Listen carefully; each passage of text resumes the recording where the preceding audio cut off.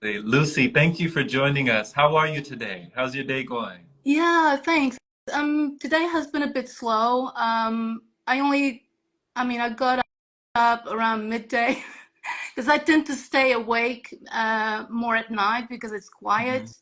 I do, I do prefer to do most of my work at night because it's quieter. Hmm. It's a lot better for me. Today has been a bit slow. I got up, I did some of my practices.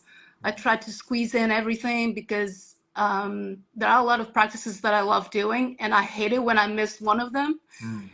And then I saw you doing the your session, and I thought I'm gonna join in. You joined us. Oh, I did, I did. lovely, I lovely. came in like 10 minutes later, 10 past, Hmm. and then you did it for half an hour, and it was like, it just flew. Nice. Nice. Um, Yeah. I don't know much about Qigong. I only learned like the basics, like a basic warm up with Ellie Tom. Well, Ellie Tom is your teacher, isn't it? I learned the basics last year. And so I've been incorporating that as well into my practice because I just absolutely love it. Beautiful. Like it's a really nice warm up before I do my Reiki Right. practice or before doing my yoga or whatever it is that I like doing. Hmm. And It's and and the Kundalini is the specialty of yoga, right? Kundalini yoga. uh, yes, I started doing Kundalini yoga in 2016, around the time that I went vegan. I made a lot of changes, like around. So I went vegan like end of 2015. Hmm. And then a couple of months in, I started fasting every day and Mm. I started doing Kundalini yoga as well. Okay. So I made quite a lot of changes. Yeah. It was powerful. It was really powerful. And then I remember my Kundalini teacher saying that we have these challenges, doing a practice for like the same routine for 40 days, Mm. 60 days, 90 days, 120, and then the last one is 1,000 days. And um, and the way that I work, sometimes I'm just like I jump into things like head first, Hmm. and I try. Sometimes I try to do too much too soon. Hmm. But in this case, it actually worked really well because I thought, I'm gonna do the 1,000 challenge day, Hmm. and then I ended up doing my routine for 6 years straight, Whoa. like every That's day. that's way more than 1,000 days. Yeah, when I completed 1,000 days, I didn't know what to do next, and I thought, you know what? I found this so useful because it just helped me strengthen my connection to my soul. Mm. And intuition is like, I've always been intuitive, like from a young age, but doing these practices just makes it like 10 times stronger. Mm. And when I connect with people online and in the comment section, whatever, I talk a lot about connecting to soul and living by soul. And sometimes I don't think people understand it, don't know what it is.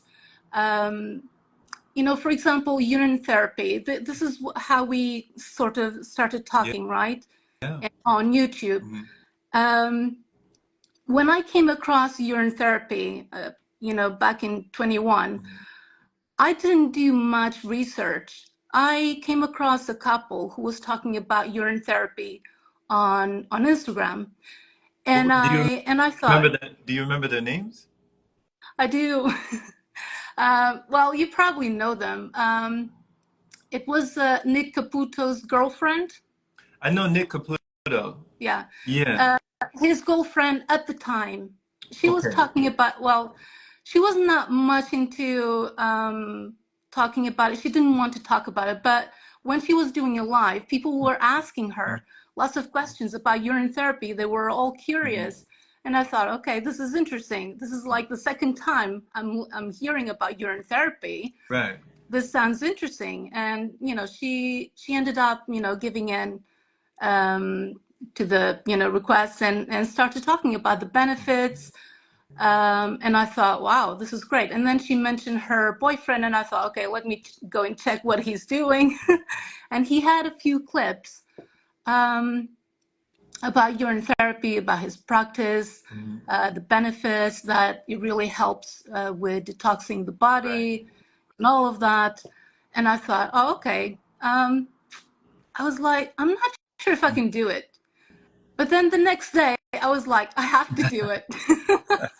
What was it I that said I have to do this? The Yeah. thing with me, I didn't do much research. I just, they were talking about it, and I thought, actually, I sometimes I don't even take the time to think much about things. I just go with my soul, my intuition, right? Intuition is the voice of your soul. And I honestly, I believe that soul is the one in charge. And I just follow my intuition. Like the next day, I just couldn't help it. I was like, I have to do this. And I started doing, and it was quite easy for me because the timing was perfect, because I was doing an online Breatharian initiation with Ray Moore. Ray Moore. Yes. I came across his work in 2017. Okay. And the same thing happened. Like when I came across his work, I thought, oh, wow, there are people who live well and they don't need, in his case, he eats or drinks, but it's very rare. Like it's very minimal. I think he's considered like level 3 breatharian. And I thought it was so interesting. And I thought, oh, okay, this is the next step for me. And, but at the time I thought, I'm going to wait to go and do an in-person one initiation, because it's like 10 days that he spends with people. And he often stresses the fact that, can you hear me? It's just sometimes you do this move, and I wonder if you can actually hear me. I'm just honing in. I'm honing in on you. Yeah, like your voice. I'm just listening to you. Okay. Sometimes I give a look when I'm listening, but I'm listening intently. Yes. Yeah, I know that you're paying attention. I was just worried that you couldn't hear me No, well. I can hear That you there was clearly. some sort of okay. Yeah, I can hear you clearly. So as I was saying, with Ray Moore's work, I came across him. I was like completely fascinated with the fact that people could, go without food. And I thought, okay, this is going to help me with my spiritual, path. But I think I'm going to wait until I can actually do one in person, because it is scary, to do no food and no drinks. And believe it or not, the next day I was like, F it, I'm going to do it. And I did. I did 3 days. Wow. And I cannot put into words how well I felt those 3 days. Like super energetic. At the time, I was in the middle of my yoga challenge. I was doing it every day, like 2 hours, including chanting. And yeah, I remember I was doing my yoga practice. I hadn't reached the 1,000 days. So in my mind, I thought, okay, I'm going to try this dry fast. But if I feel weak, I'm going to stop, because I didn't want it to interfere with my yoga practice. But the first day, when I got up, I was like, no, this is unbelievable. After one day, I was like, this is unbelievable. I was like full of energy, right? I was full of energy, like, and mentally and emotionally, it was like, I mean, I've never done drugs, but I'm guessing it's similar. Like you're happy for no reason. Yeah. I was just, seriously, that was like my best fasting experience I think. Well, not so far because I've done more since then. Amazing. But you know, I was just scared of. But I remember being nervous because I was doing all of this stuff alone, even though I was following my soul, you know, my intuition.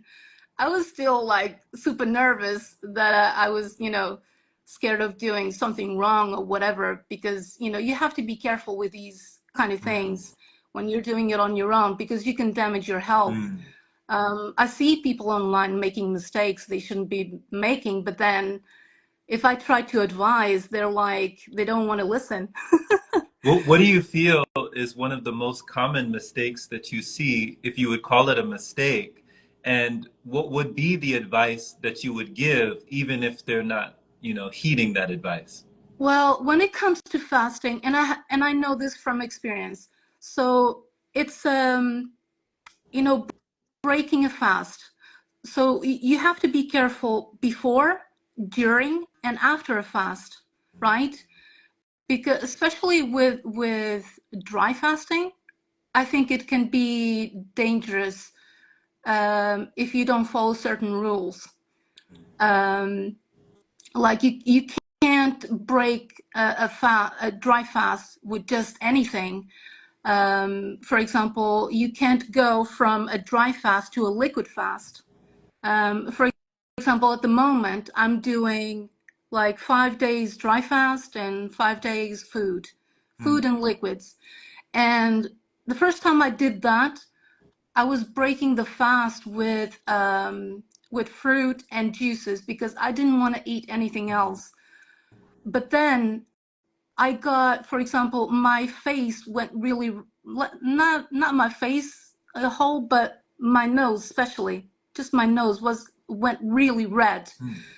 And I think it has to do with being too much on your organs. When you go from a dry fast, you know, having absolutely nothing, to juicing.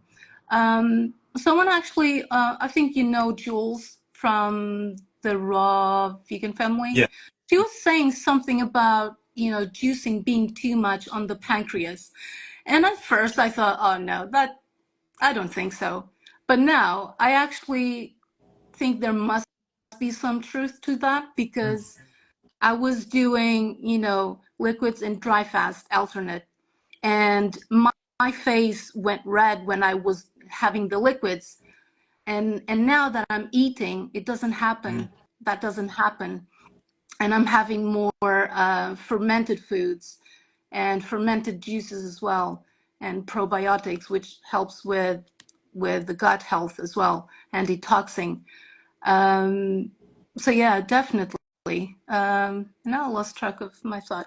Oh no, it's okay. It's okay, But Lucy. yeah. First of all, Lucy, thank you for all of this that you've given us. You know, just first of all, just thank you for, you know, expressing and just taking us down memory lane of the origins of all these practices, these methods, these modalities that have shaped your reality, that have just given so much vibration and allowed for transformation, you know, and just led to the culmination of, you know, where you are now when it comes to kundalini, when it comes to raising your consciousness, when it comes to practicing Shivambu. You know, when I started practicing, I mean, that was back in 2020 where I started Urine therapy.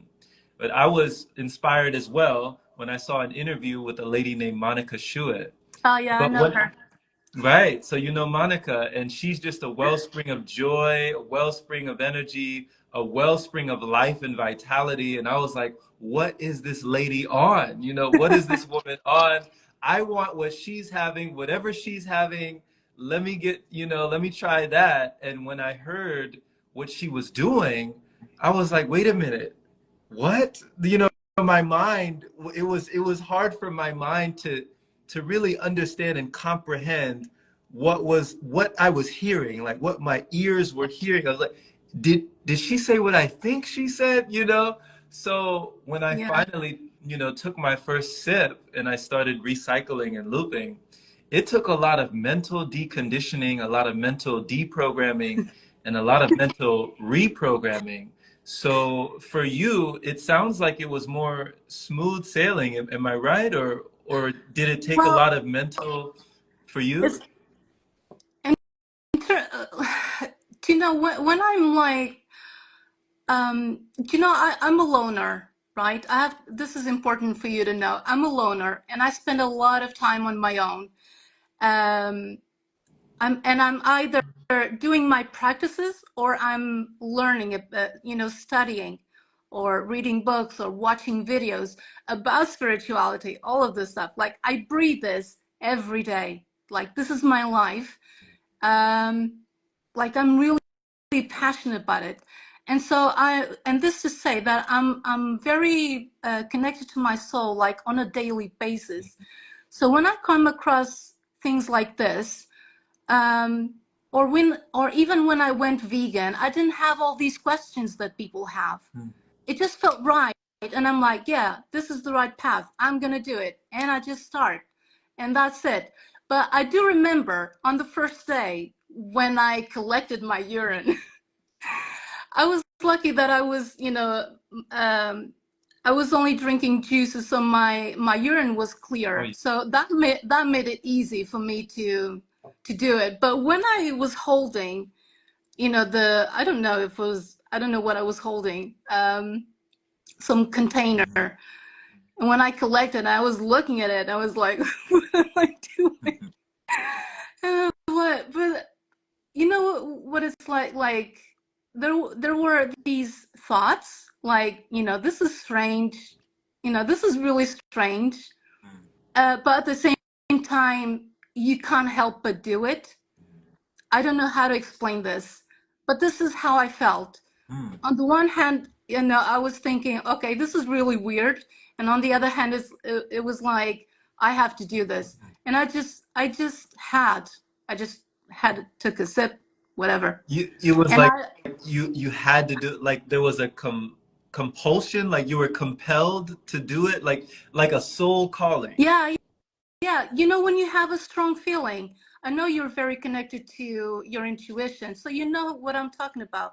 You know when you have a strong feeling, Hmm.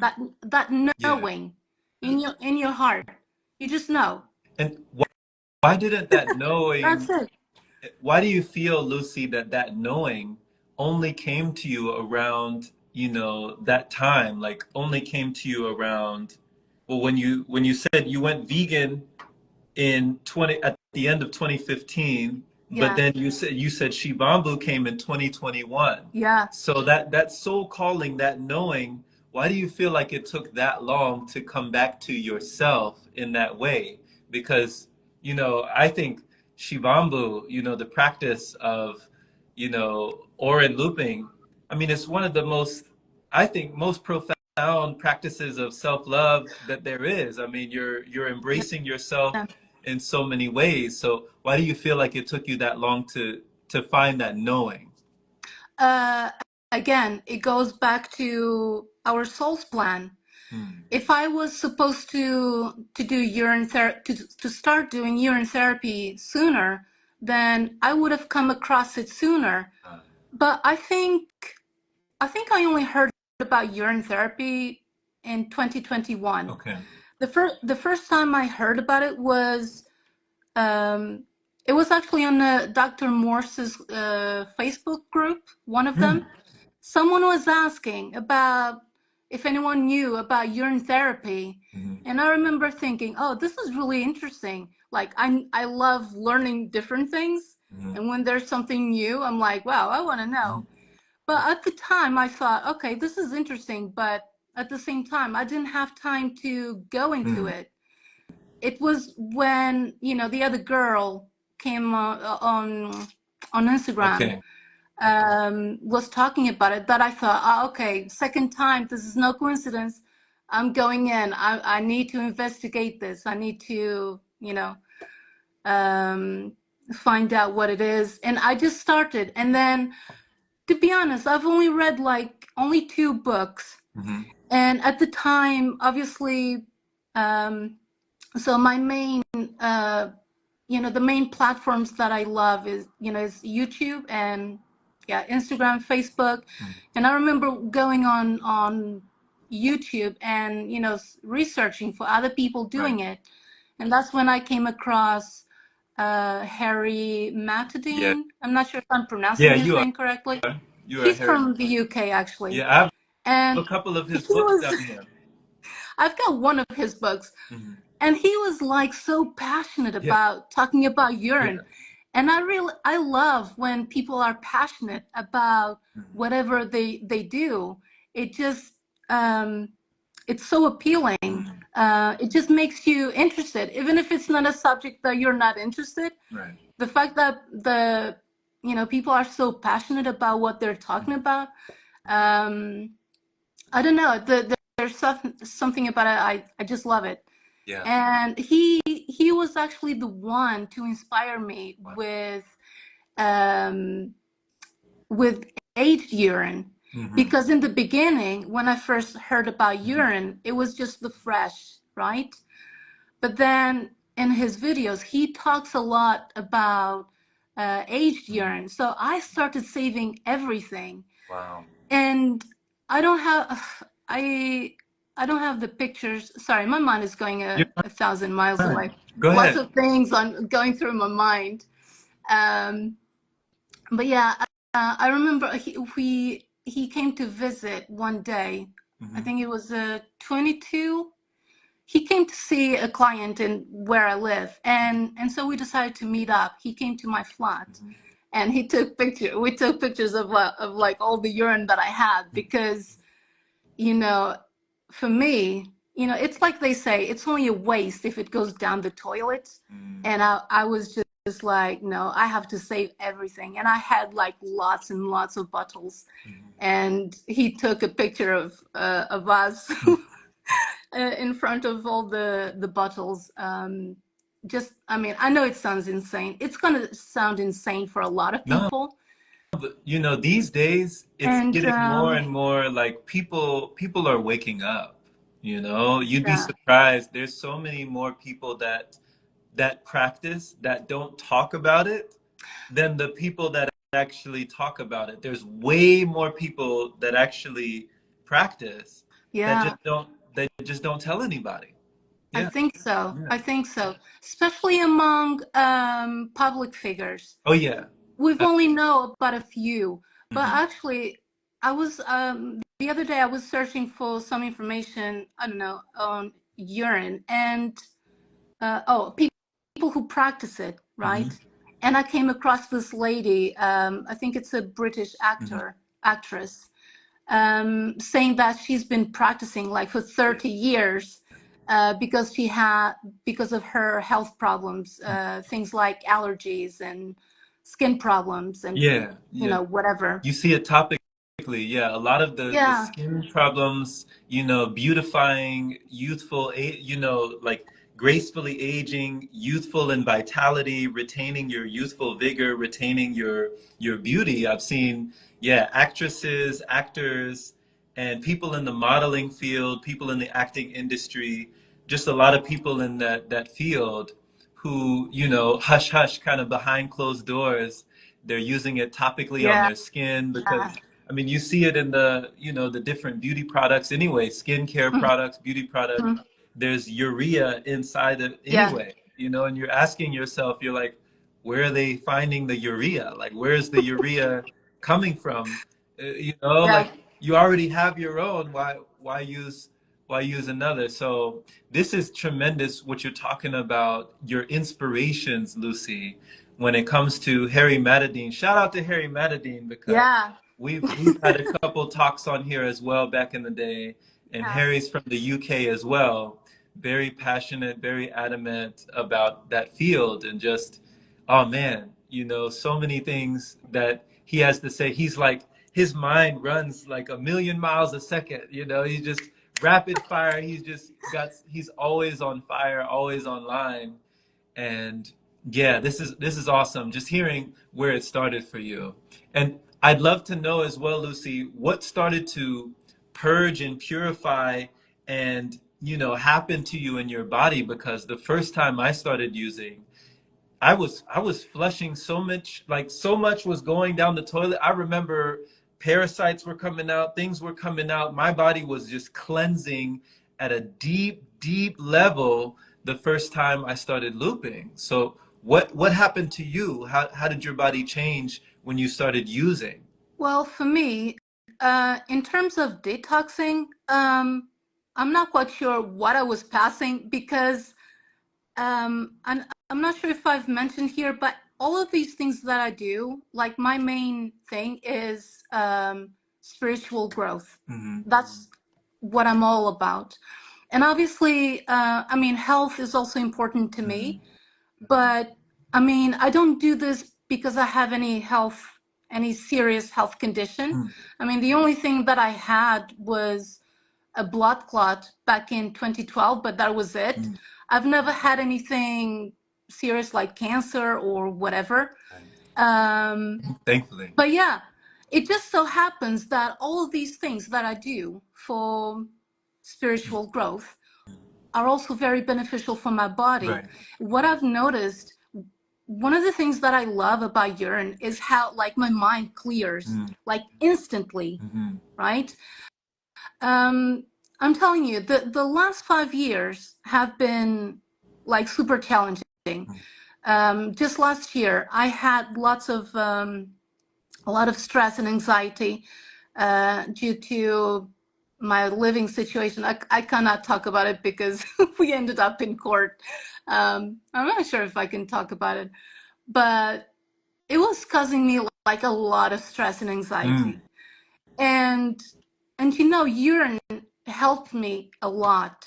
I remember there was a time when I would come from work and I would be sipping on aged urine with hot water while rubbing my body with aged.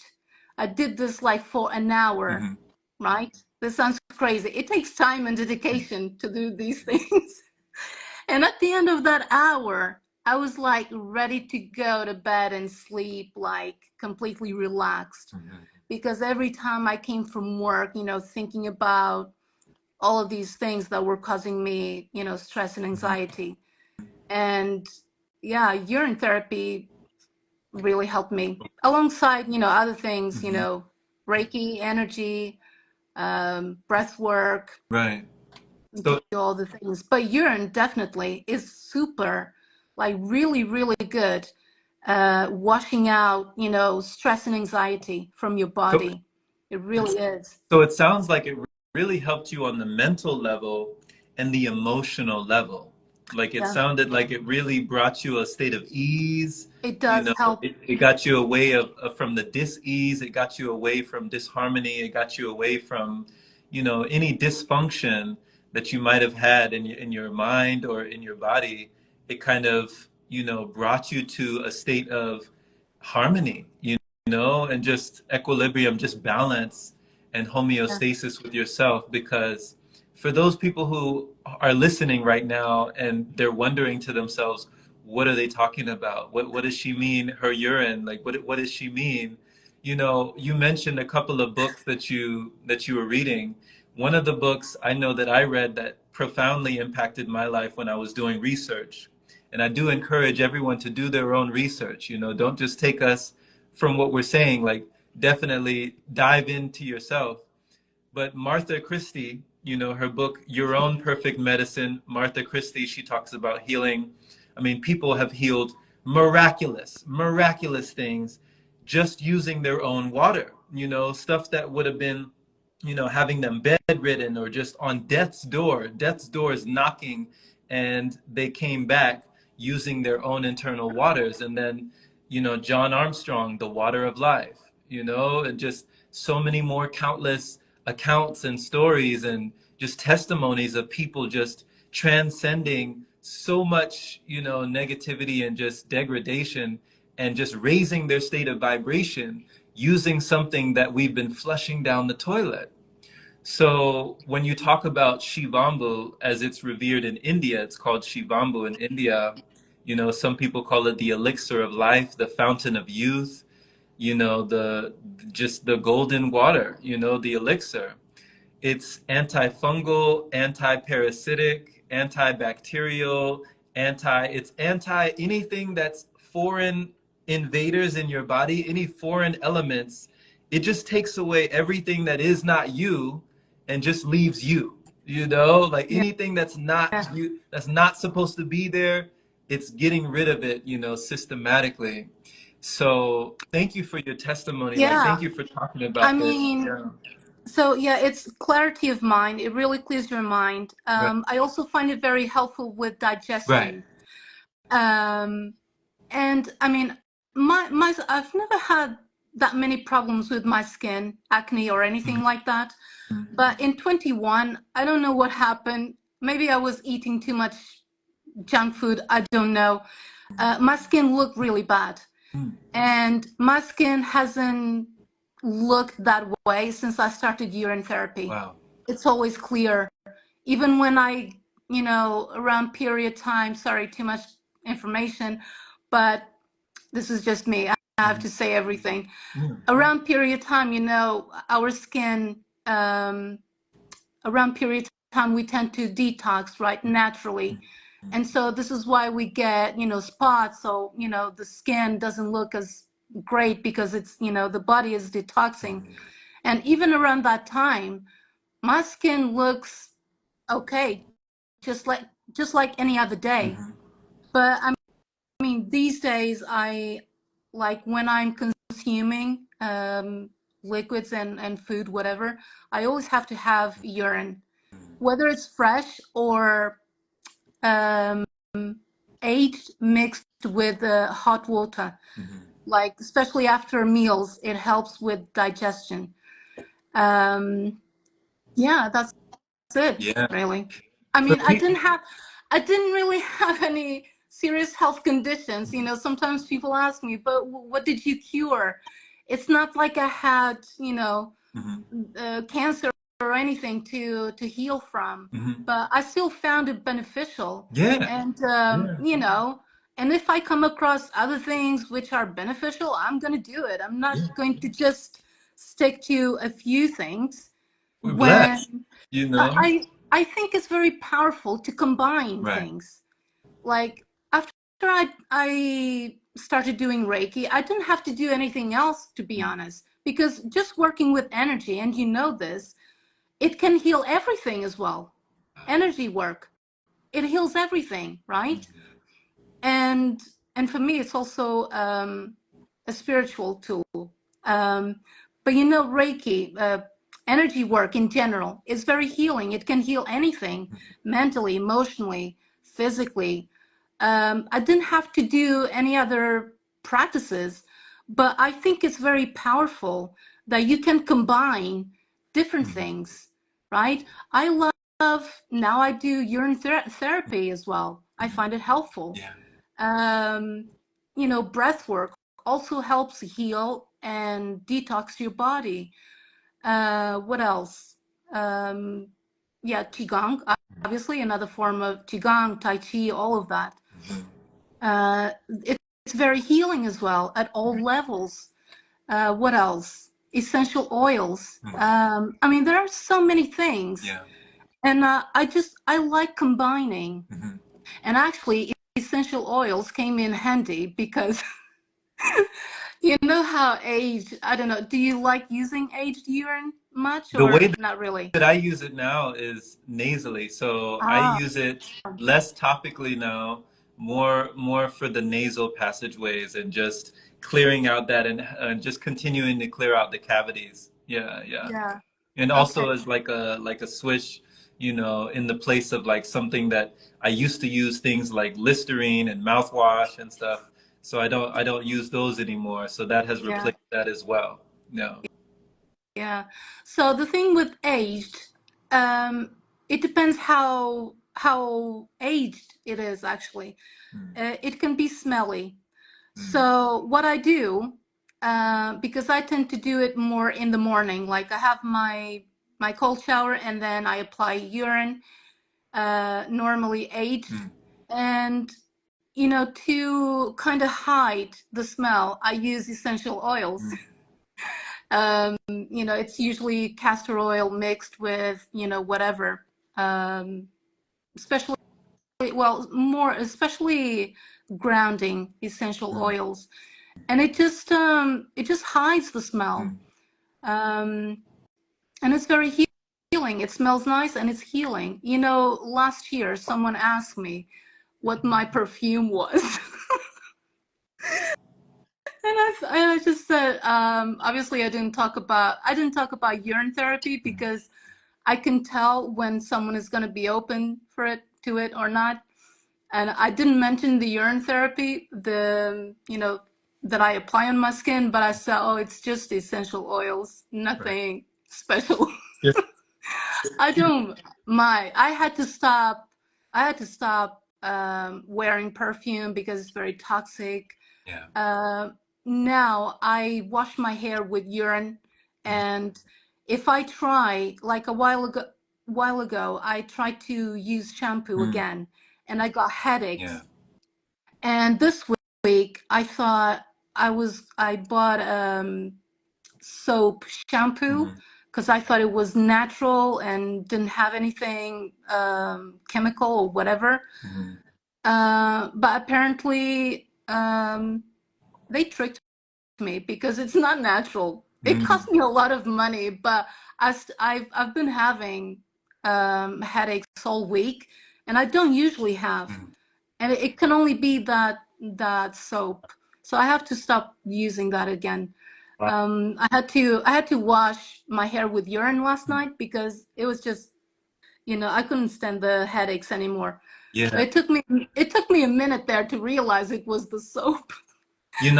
It's I interesting. can't use any of these products. I can't use it anymore. Right. I'm too sensitive. I get headaches. I get, you know.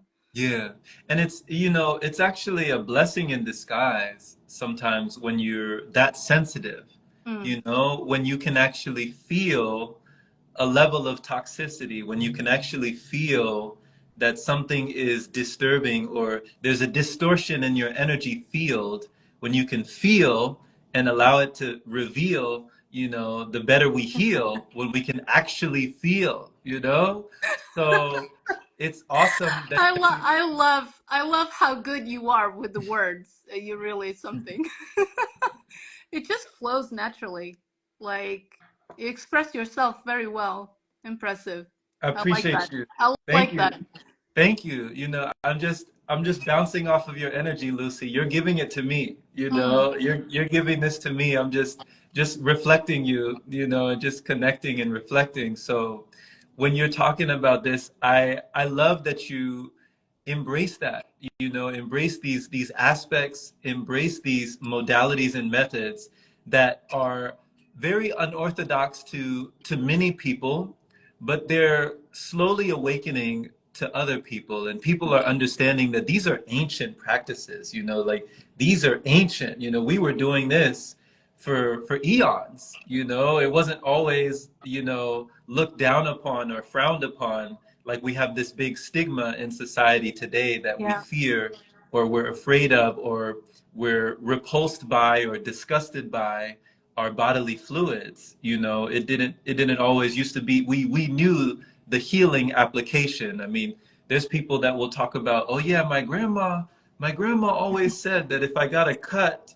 if I got a scrape or a bruise or a cut, that I should pee on it or I should, put urine on it. For some reason, why did my great grandma say that? And oh yeah, my dad did tell me, like, if you get stung by a stingray, you should Ah, pee on it, or you should pee on it or something. Why did he say that? And why did they know that? And how did they know that? And these things that kind of get lost in the tradition. They get lost in the sauce.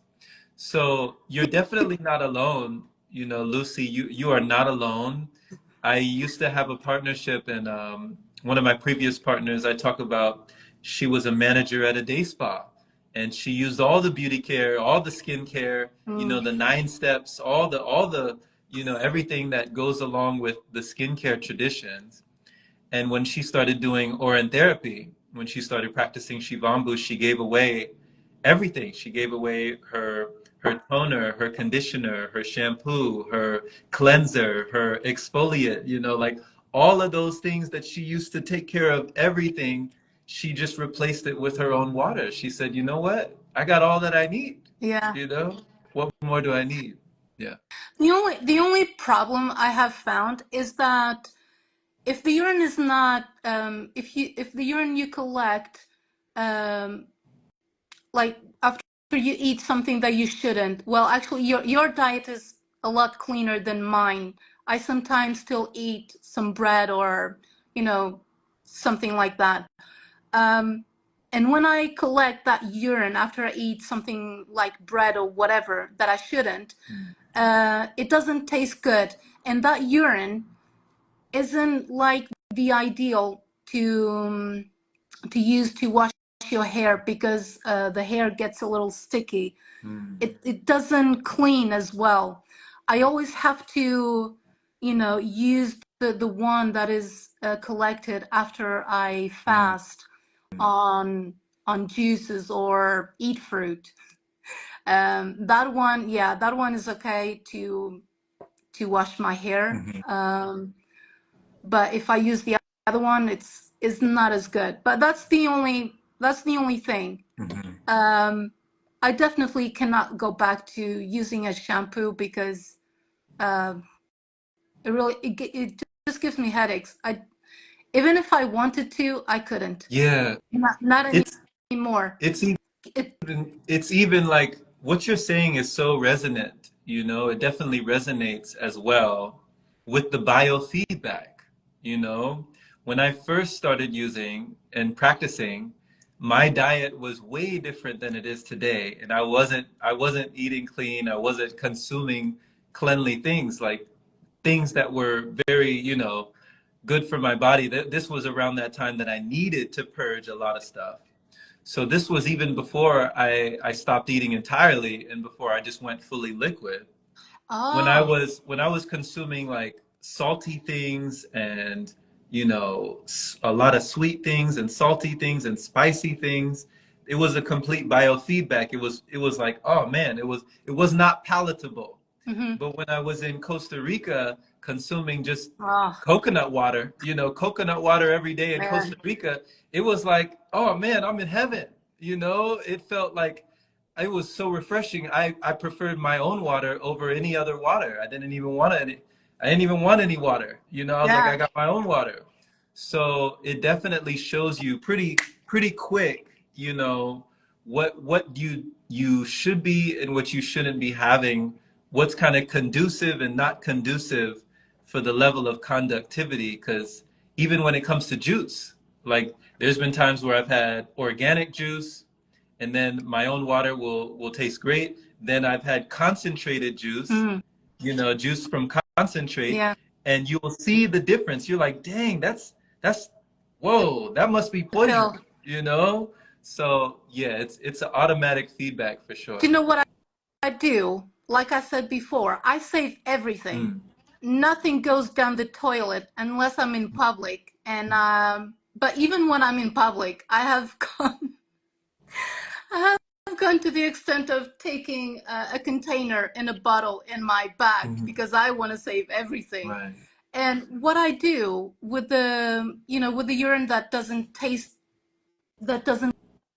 as good, Mhm. I save it anyway, and I use it for to soak my feet, because Mm. I like doing that every day. I know this is gonna sound weird, but it like weird is normal to Yeah. me. I usually do foot soaks every Mm. day in urine, while I do my chanting. Mm. And yeah, that's one of my practices. So Yeah. I have to save everything. I have to save everything. Nothing can go down the toilet. Wow. Wow. And Your the only chant. reason, Hmm. I have a water distiller is so that I can make herbal teas. Because if it wasn't for that, I wouldn't need Right. one. Because I much prefer to drink, Hmm. fresh urine than distilled water. And Yeah. distilled water is supposed to be, amazing. Yeah. You are the distiller, like your body, your body is the most perfect filter that there is. I mean, the medical terminology when we're talking about this, for people who don't know, the medical term for urine is plasma ultrafiltrate, which means it's ultra filtered blood plasma. It's not waste filtration, it's blood filtration. It's a derivative, it's coming from your blood. It's your blood, you know? So it is your blood plasma water that has been ultra filtered in your body through that process. It's been distilled from your body, which is perfectly suited and structured for your DNA, like perfectly suited and structured for your problems, for your ailments, perfectly suited and structured for like your specifications, for your natural design, like everything that is going on in your body, the memory of the water that is going on in your body, it's perfect. It's Yeah. perfect. So we spend a lot of money on filters, to put on the sink, the filters, but we are the filter, you Yeah. know yeah. That is so true. And I love that you have all the science information because I don't have that. You're just going by faith. You go by faith. So like I said, I started doing it, and it was only after I started doing it that I started researching. Right. And I read The Water of Life by the one that you mentioned. And recently, because I want to be able to explain to people, the science behind it. Because when I say, oh, I just follow my intuition, I don't think people understand that. It doesn't feel like people understand what it means to live by soul, to follow your intuition. Like, how can you think that your brain, your logic, knows better than your intuition? It doesn't. Your intuition knows better because it's your soul's voice telling you what to do, showing you the way. But when I say that, it feels like people don't understand. So now I'm doing research. I want to know all the science behind it so that I can tell people, look, for the brainy people, the ones who need logic, okay, here are the facts. And I got this book that you mentioned by Marie Chrissy. I've only started reading it, and I was shocked to find out she had so many health problems her entire life. And in a matter of days, it improved. She noticed major improvements just days after starting drinking her urine. Right.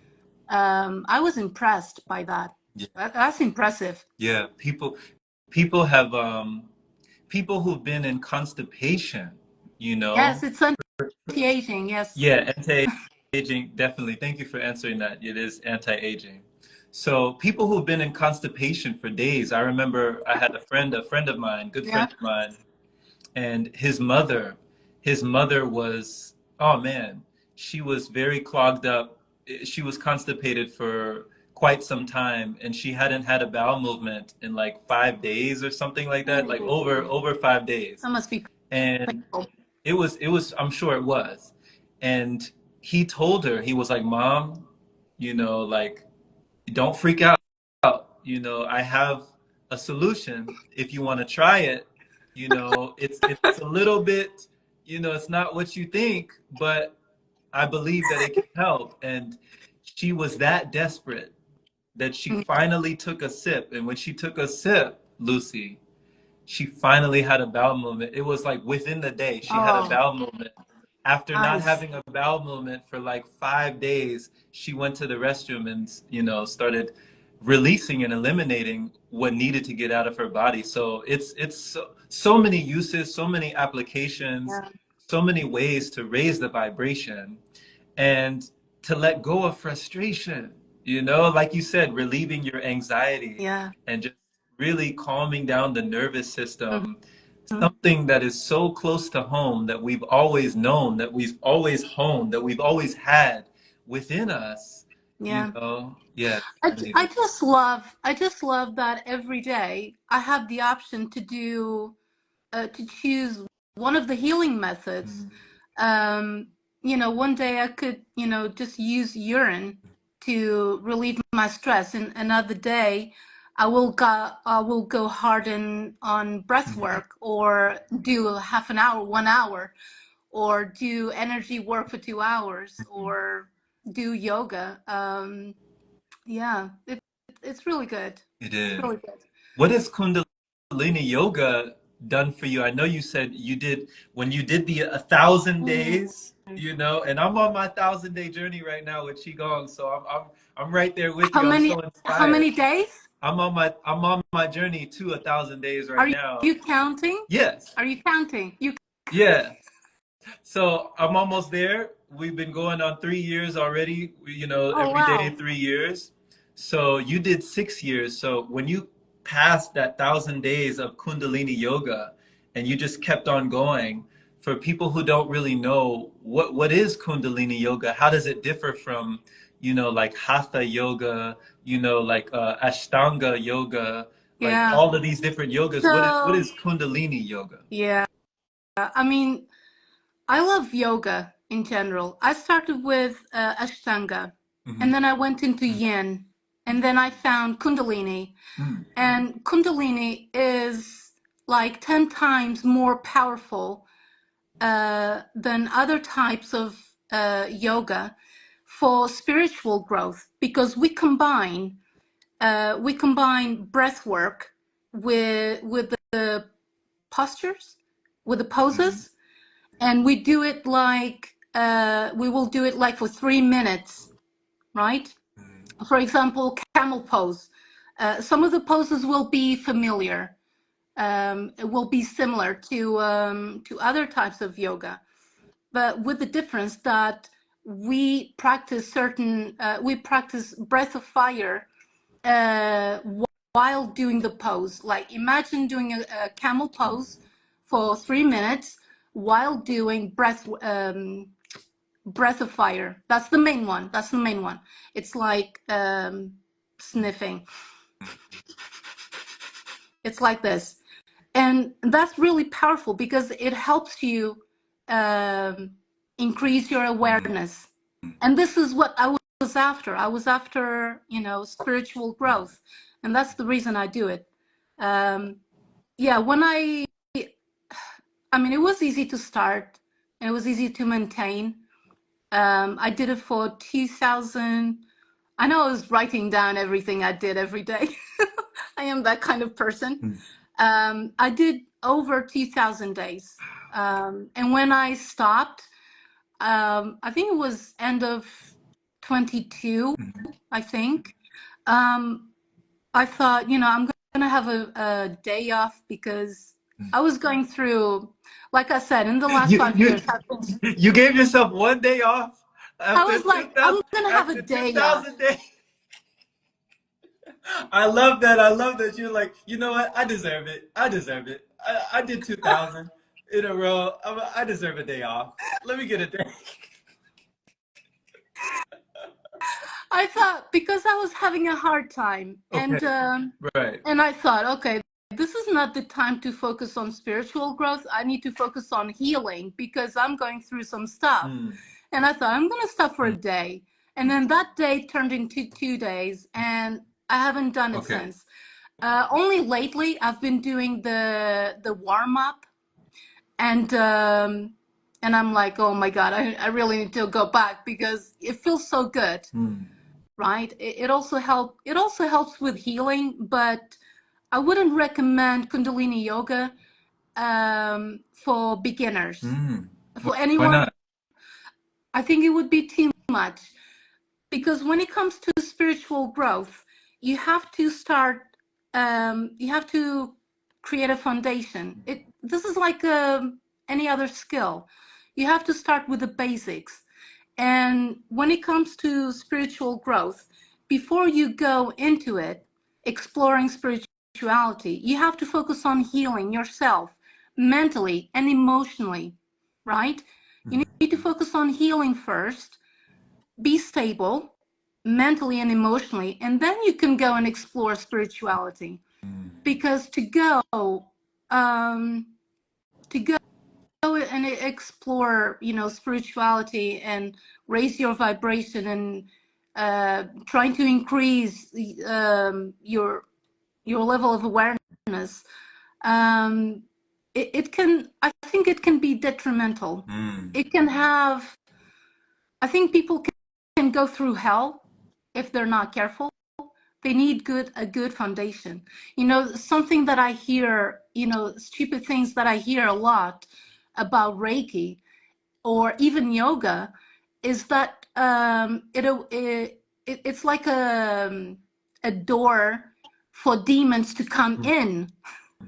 Yeah, I hear this a lot, and believe it or not, there are YouTube channels dedicated to this way of thinking about yoga, saying that it comes from the devil and all of that, because they don't understand that when we do certain practices, what energy work and yoga and other things do is stir what's in your subconscious mind, and any unresolved trauma will come up to be healed and released.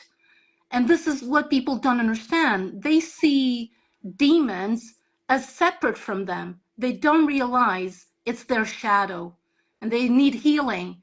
So this is why it's very dangerous. It's very dangerous to go and explore, you know, connecting with spirit guides and do all those things without a good foundation, right? Right. It's Absolutely. very important. People need to focus. And this is why I want to, one of the things I want to do before I start teaching Reiki is I want to create a course on grounding practices. Oh, that would be beautiful. Because that's the foundation for people who want to go on and explore spirituality. And, you know, and don't get scared when they come across, you know, demons and all of that. Yeah.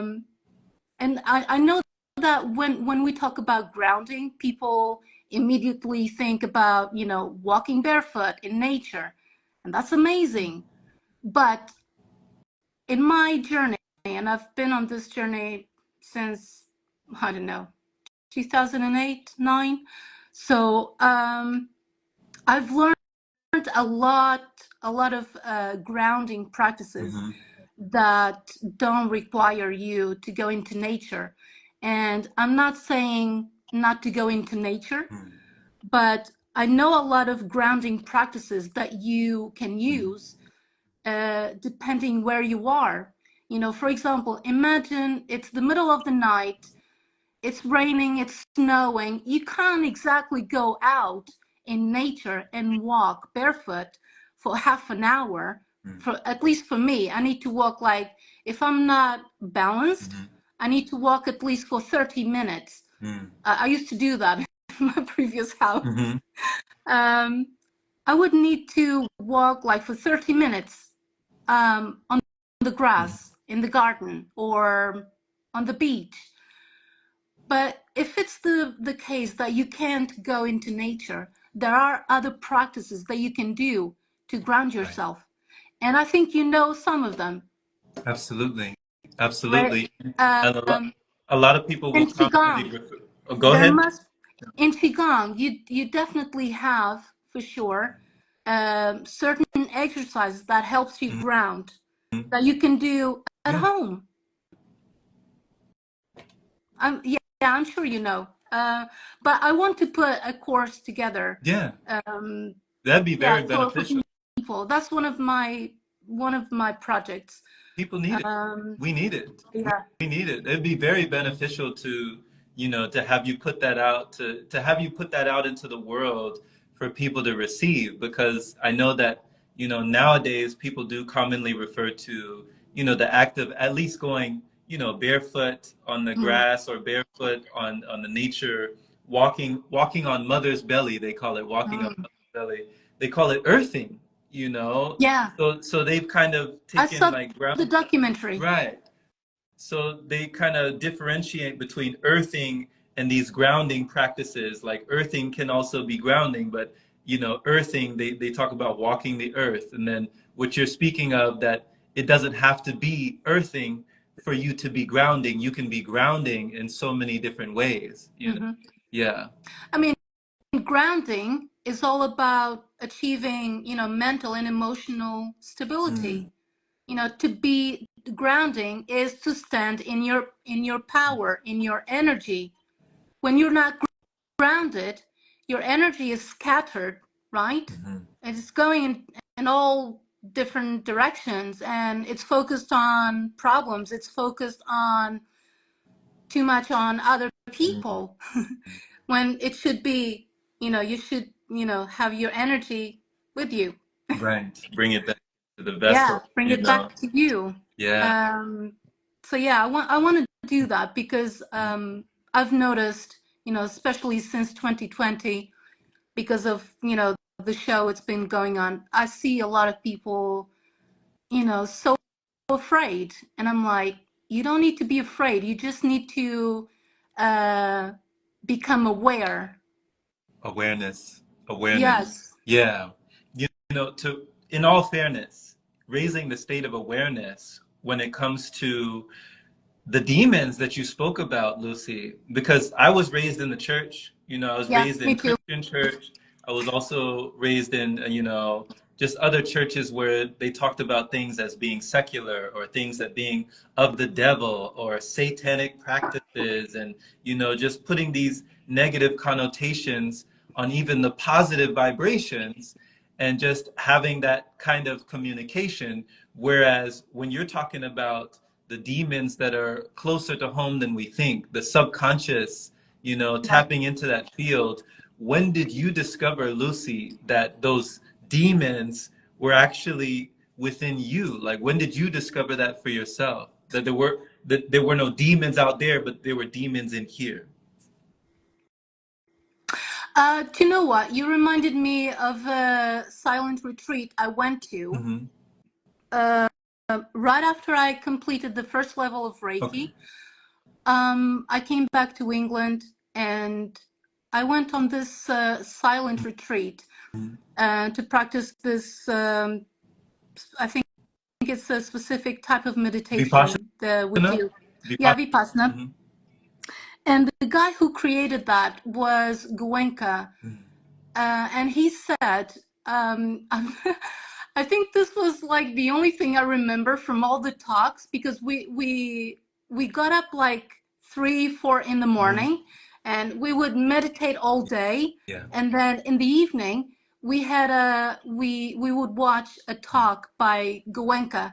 And I think the only thing I took away from those talks were, first, I think it was him who said this, we create we create the demons and then we fight them.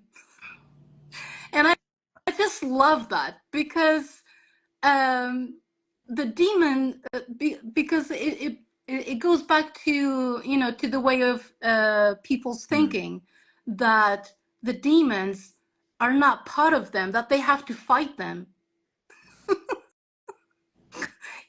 You don't have to fight the demons. You have to listen to the demons and heal, and they will go away on their own accord. They're not there to hurt you. They can't hurt you. Wow.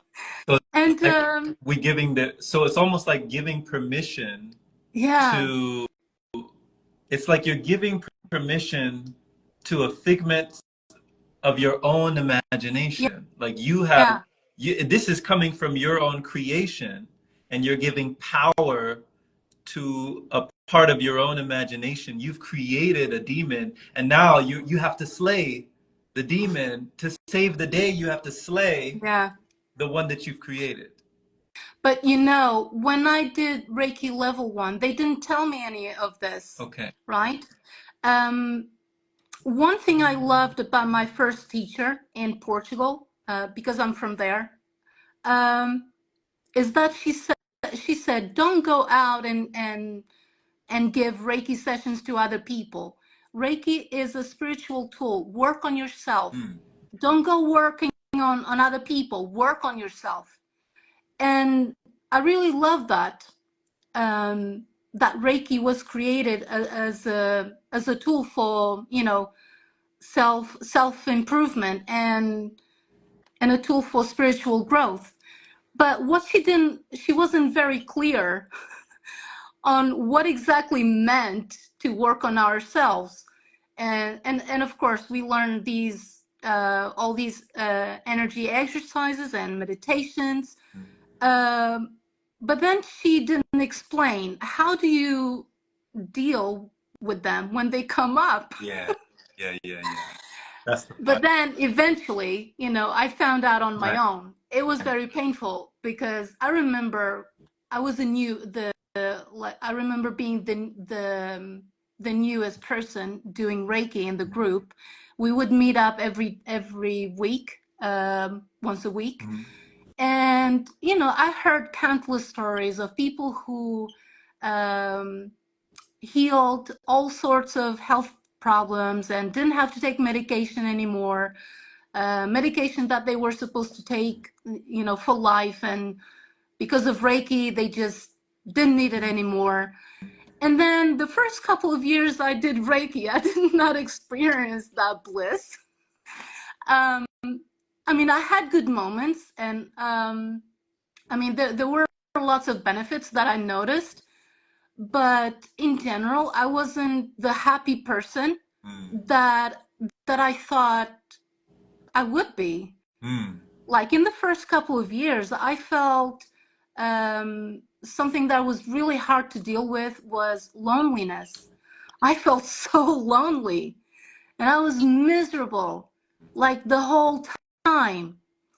Um, but then, obviously, I've always been, I've always had a tendency to, you know, reflect, and then obviously through yoga and, you know, through reading books and, you know, learning all of these things, I came to find out that, yeah, reflection is like one of the most powerful tools for spiritual growth.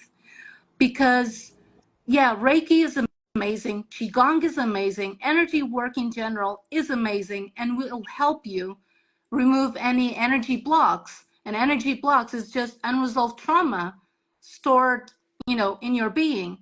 But you also need, and I often hear people say, and I just want to slap them, like, I often hear people say, feel to heal it, feel it to heal it. That is not enough. You have to reflect about whatever caused the trauma. You need to reflect about the situation and how you felt and what beliefs were created in that moment, so that you can gain a different perspective on events. Mm. Because it's all about perspective, right? It's the it's what we think about the situation that happened that will keep us stuck in pain, or will help us move Yeah. through it and heal. Yeah. So you need to feel it. Yes, you need energy work. You need to feel it to heal it. And you also need to reflect so that you gain insight and wisdom. Okay, so this is why I have on my profile that this is one of the things I want to help people with, is turning pain into wisdom. Mhm. You know, yeah, and This that's about it. is tremendous. I can Tremendous. I love this. once I start talking about this stuff, I can't stop. I love it. Yeah. I'm the same way, Lucy. I'm the same way. I love your passion. I love your purpose, and I love that you're in service in this way, because you're so right. You know, one of my mentors told me, and this was a while back, but you know, he said life is all about how we think things are, not how they are. He said Oh, I think how we think things are is what affects us most. Like what yeah. affects us most is what we place on what happened. It's not exactly what happened, but it's how we think about what happened that is affecting us the most. And when you're talking about, you know, having that profound connection through the process of reflection, You know, definitely, you know, going through Vipassana as well. When I went through Vipassana, you know, those 10 days, sitting down for 10 hours a day for 10 days, I mean, I don't know what a better way to have a moment of reflection. Like there was no escape. There was no escaping Yeah. yourself. It was you, yourself, you know, like me, myself, and I. There was Yeah. no running. You cannot run away. You're there. You know, you're just in it and you have to process it. If you don't process it, you know, some people gave up. There were 30 of us in the beginning and Really? maybe 26 of us at the end. Like at the end, there were probably 26 people left because a few people were just like, no, I can't do this. You know, it's too much. Wow. So it was like being on we say it's kind of like being on the operating table and there's a surgeon, you know, doing like mental surgery, and you're the patient on the table, and you're also the surgeon. You're both. You know, you're the one doing the operation, and you're being operated on. You know, so it was like deeply going into your psyche, deeply going into your world, like what is in the subconscious, what is in the shadow self, that shadow work, the dark places that we don't want to look at, that we want to avoid and evade through life. And we find creative ways to escape ourselves. But then we go back to the mirror, there we are. You know, we haven't Yeah. gone far. Yeah. Yeah. Wherever you go, there you are. You can't escape yourself. Right. Right. But yeah, I mean, when negative thoughts come up, challenge Mm. them. Just challenge the negative thinking. You know, these days people use these spiritual tools like you know, meditation, breath work, or whatever to escape the mind. Mm. But they're supposed to help you become aware of what's in your mind so you can deal with it. You don't need to escape it. You just need to, you know, it's like they say, to overcome any fear, you have to face it. Mm. I don't know who said that. Someone said it. Yeah. And it's Yeah. true. It's true. If you want to overcome whatever fear, you need to face it. Yeah. If you want to get rid, of negative thoughts, challenge Yeah. them, reflect. Yeah. Instead of you know, people think that if you stay, you know, there's a difference between ruminating, right, and sinking into that negative Mm-hmm. thinking, and reflection. Okay, reflection will also happen in your mind, but you're not feeding the Right. negativity, you're challenging it. And when you when you challenge it and ask questions, Mm-hmm. you will gain a different perspective. Okay, Yes. you will gain a different perspective on life or whatever the situation is, Mm-hmm. or about people. Try to see things, you know, from a different Yeah. perspective. It will, I mean, you're into, when you ask questions, like for me, for Mm-hmm. example, and this is one of the reasons why I, you know, sometimes I like to go to how should you say, a therapist or a psychologist. I love talking because when I'm talking aloud to someone, insights, it kind of activates my Mm-hmm. intuition, and I'm getting the answers. Um, with people in general, it doesn't work so much because when I ask them a question, uh, like my intuition Mm-hmm. answers in my head, and then whatever they say, that I sometimes what they say doesn't match what my intuition has said, and I say no, no, no, and then they get, you know, really annoyed because why did you ask the question Right. anyway? Why Right. did you ask the question in the first place? Right.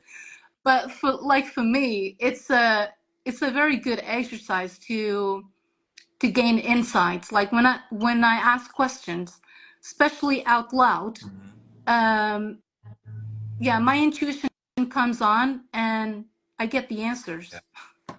I Absolutely. don't know if that happens to you or if Yeah, definitely happens to me. You know, questions are the answer. You know, I definitely feel like questions are the answer. We find so many lessons within questions. We discover more progression with our questions. We can feel so many blessings with our questions. So when you're talking about this, you know, that we need to face it. Like we don't need to avoid it. We don't need to chase it. We just need to turn around and face it. Since we cannot erase it, you know, we might as well embrace it. You know, we got to embrace it. So thank you for this. And thank you for these testimonies, Lucy, because the You only say it lasting. better than me. Say again? I'm jealous now. You say things better than me. No, no, no, no, no, You're no, like, no, um, don't say that. now you're telling me what I said, but in a better way.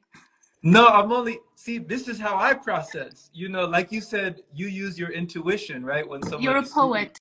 Ah, ah, blessings, blessings I receive. So the last thing I wanted to ask you, Lucy, because thank you so much for your time. The last thing I wanted to ask you was earlier to the beginning of the conversation, you mentioned that you're quite nocturnal. You know, you can be a night owl and you can do a lot of things in the evening.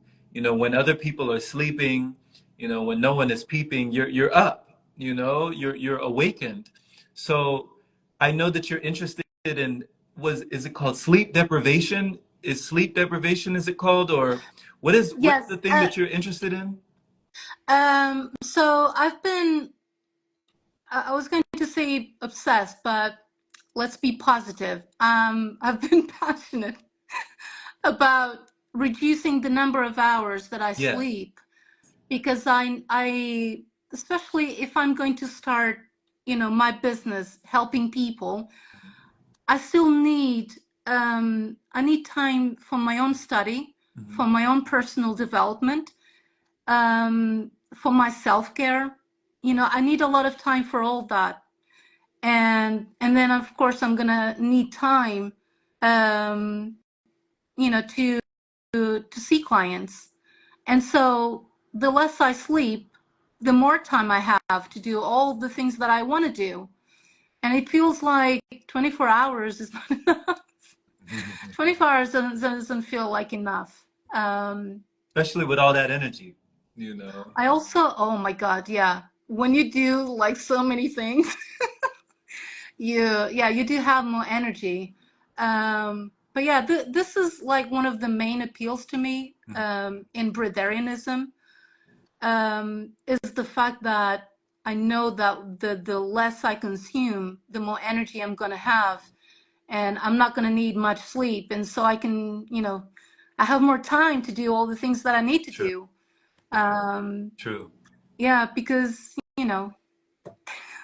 time is, yeah, 24 hours is just not enough. Mm. It's just not enough. I need more time.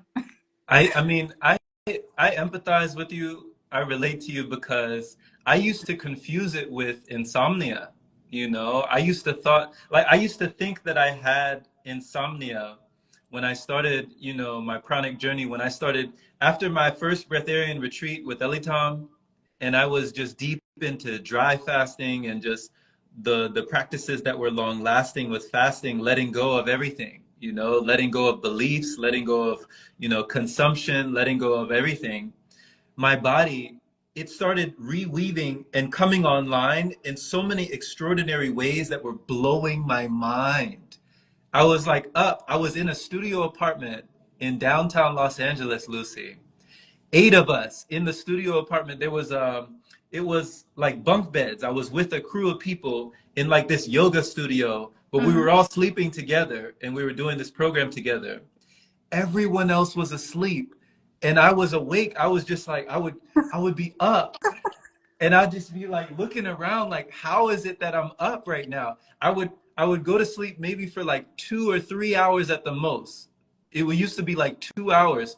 I'll go to sleep at wait like maybe 3 o'clock, and then I would get up. No, no, no, no. Even before that. So I might have gone to sleep at like 1 o'clock and woke up at 3:30, and then I'm looking at my watch. I'm looking at the clock, and I'm like, there's no way.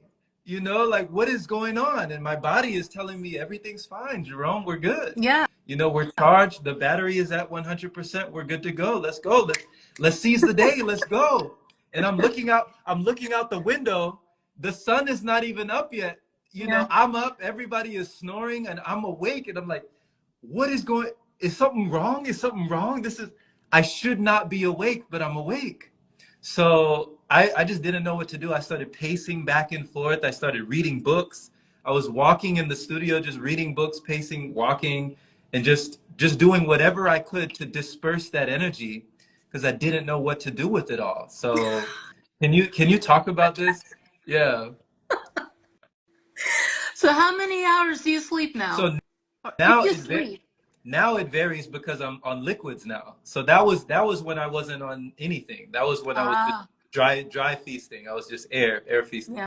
Now, since I drink juice, you know, since I drink juice, tea, coconut water throughout the day, then I can go, you know, maybe 4 to 6 or 3 to 5 mostly. But Okay. back in those days, I mean, whenever the less I have, the more I have. You know, Yeah. it's like the less is more. So the less I consume, the more energy, the Mm-hmm. less, you know, the more. So everything just, it's just a side effect of what I'm putting in. Yeah. Yeah. I mean, at the moment, if I eat, I need to sleep at least 6 hours. Okay. 6 hours. But I can be like on dry fasting, yeah, 4 hours. Yeah. Yeah, 4 to 5. Mm-hmm. Uh, but you know, I think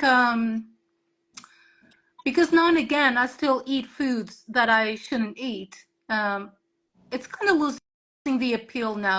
I know I'm going to completely cut them off my diet, but at the moment I still eat now and again. Yeah.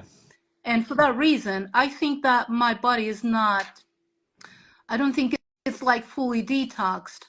I have to do some more detoxes before I can go deeper in into breatharianism, because like right now it's crazy that I can do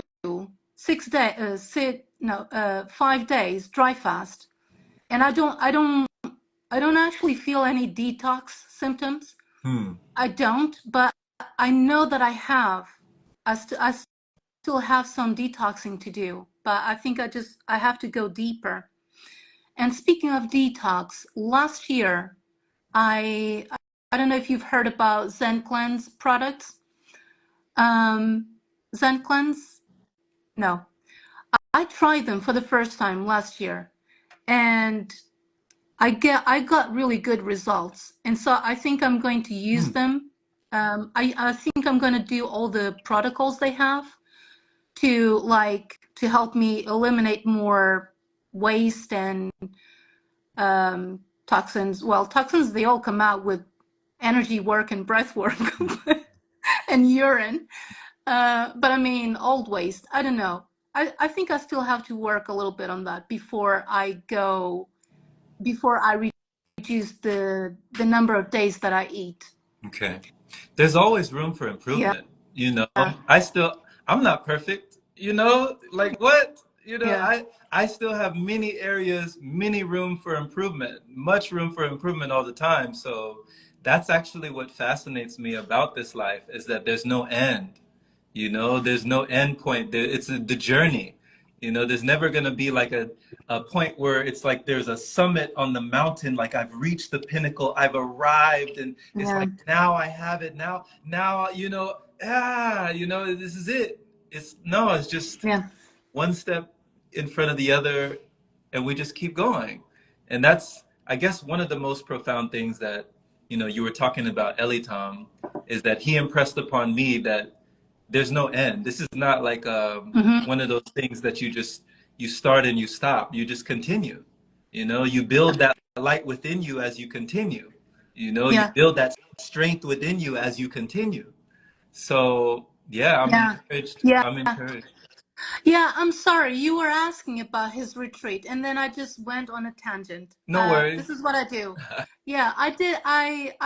He did a workshop last year in Mhm. November, I think. It was a 10-day. It was called sleep retreat, sleep deprivation Okay. retreat, and it was. So he gave a talk, and then we would do. I bought the recorded version because they recorded, and then I did it on my own. He did like an hour or so of Qigong Mhm. exercises, and this is why I've now incorporated them into my practice, my never-ending practice.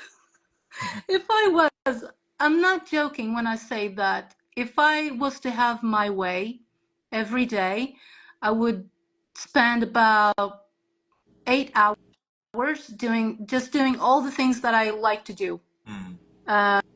Um, and this is why I need to reduce the sleep. So yeah, I mean, he was teaching people about Qigong Mhm. as a way to nourish your body, because you can use anyone doing, energy work.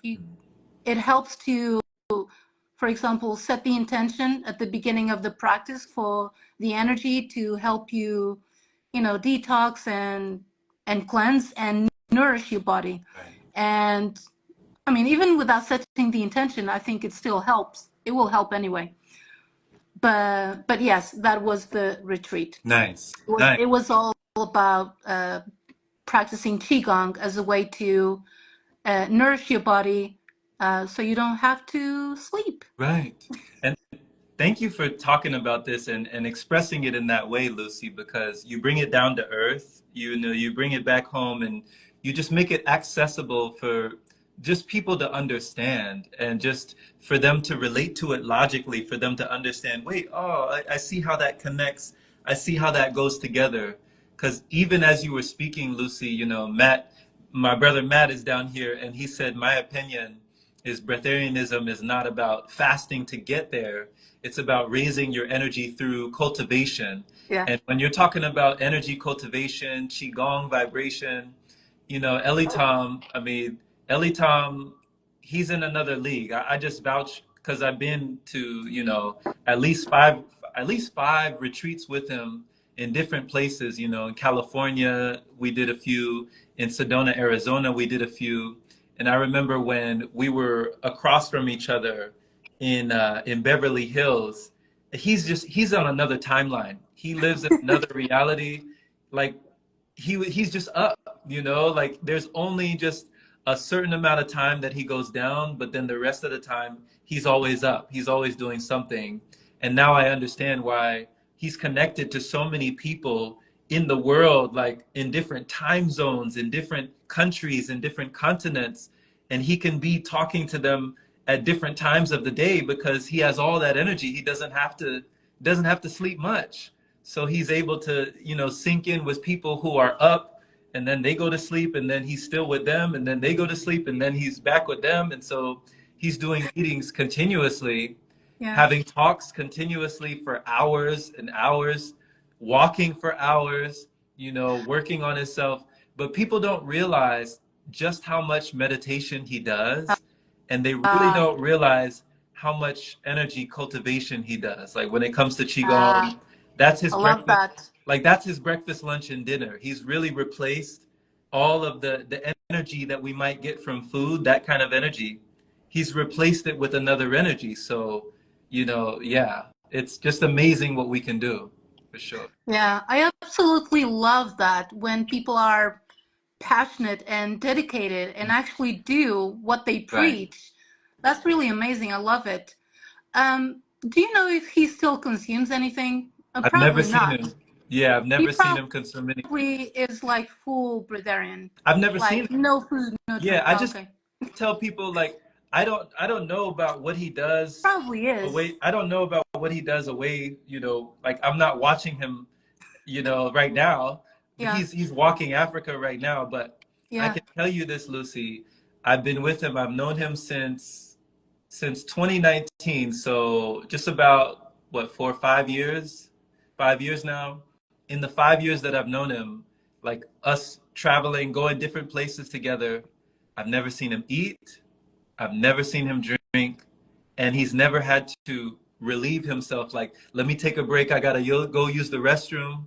And we've been out in places in desert climate. We've been out in hot Yeah. places, walking and talking for hours. And I'm with him. You're with him, you know? Yeah. So That's impressive. there's no way that he could like just, like let me just, relieve myself real quick and come back. Yeah. He's there the whole time. So it's blowing your mind because he's with you the whole time. And you're like, how is that possible? So yeah, I just tell people like I've never seen it. If Yeah. he That's does, I don't know, amazing. but it just shows us what's physically possible for the human being, for the vessel, what's capable when we allow our frequency to get to a state where everything else falls away. Other things start to fall away, and we realize that hunger diminishes, craving diminishes, desire diminishes, Yeah. and it's like, what are we left?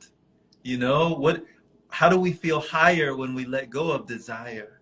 Yeah. How do we feel all that fire letting go of desire? So yeah, it's a lot of rewiring for sure. Yeah. That's really good. Yeah. Uh, Thank you for yeah. this. Thank you for this call. Thank you for this Well, talk. You thank know? you. Because I've been wanting, this is a huge change for me, going to, you know, being on my own all the time, doing my own thing, to start a business Mhm. and, helping people with, with all the things that I know. Yeah. And I've been trying to put content out there, but I just like, I don't know, it's really hard to make this transition. Well, this So is a great start. this, This is a so great yeah, start. this was like a kick in the butt to get started. You did it. Um, You did. yeah, so Yeah. yeah, Let I people know. think this year it will take off for Let sure. people know, Lucy, So, right before you go, let them know where they can find you. Is there a website? Is there a place for your, oh gosh, you I've been know, any coaching, any one-on-one consultation? I'm the master procrastinator. I haven't done the website yet, but if people contact me Okay. here, I've also got a Facebook page, but I'm very active on Okay. Instagram, so active. I check a lot. And I've been posting. it's Ana Uh, Lucy Diaz on Instagram. Ana Lucy Diaz. no, that's my handle on my YouTube. Okay. Um, but on Instagram is Lucy Diaz underscore the soul's path. Got it. Got it. Um, yeah, that's it. I mean, if people contact me there, Okay. I can do, like, for now, I think I'm going to start with giving remote Reiki sessions Hmm. to support people in their healing. And I usually channel soul messages when I do the Beautiful. Reiki sessions. And also I have put together a class where I do whether it's Kundalini or a Qigong warm up with breath work, and then Reiki exercises in the end, energy work for Hmm. cultivation.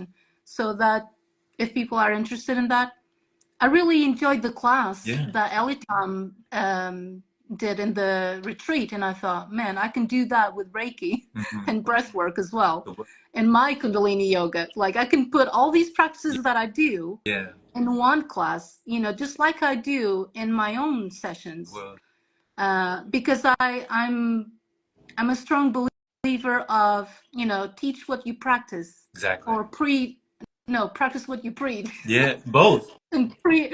yeah, both ways Hmm. work. Yeah. Yeah, teach what you Hmm. practice and practice what you There it is. preach. So yeah, I love that. Yeah. So yeah, those are the two main things I'm gonna start doing, and then I have to do the course, and then down the line I will start with teaching Reiki, because Reiki, I mean, the energy classes that I can offer now is different to actually doing Reiki level 1, 2, 2 and 3, because in Reiki we have attunements.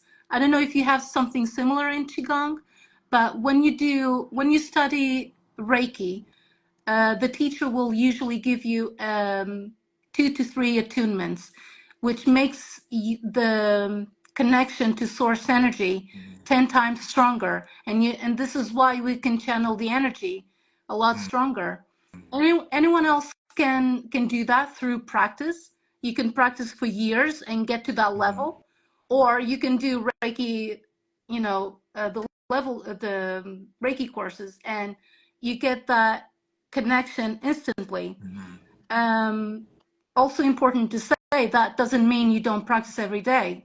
I have said in this on this live that I practice every day. Right. Just because I had the attunement and I can channel huge amounts of energy, that doesn't mean I don't have to practice. I still have to practice because it's one of my favorite tools for spiritual growth.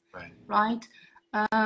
It's a shame we didn't get to talk more about energy work, because Reiki, is taught these days as a healing modality, but it's more than that.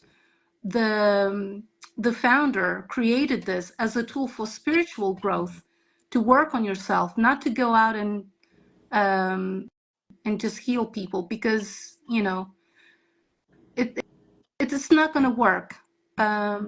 It's not going to work because you can't just remove the energy blocks from people without them learning the lessons they are supposed to learn from that experience.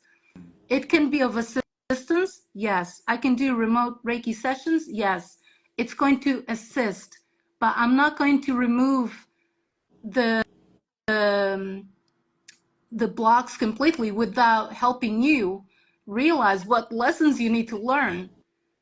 It's like that saying, nothing ever goes away until you learn the lesson, right? And so this is something that people need to realize about Reiki. Yes. And when I teach Reiki, it's going to be all about spiritual growth more than healing, but you can also use it for healing. Beautiful. Anyway, Beautiful. I'm sorry. When I All get right. started, No I need, can't shut up. no need to apologize. This has been splendid. This has been awesome, Lucy. Yeah, Thank you so thank you. much.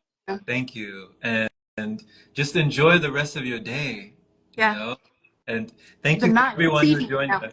Yeah. All right. Yeah, thank you. All right. Well, take care. Take Take care.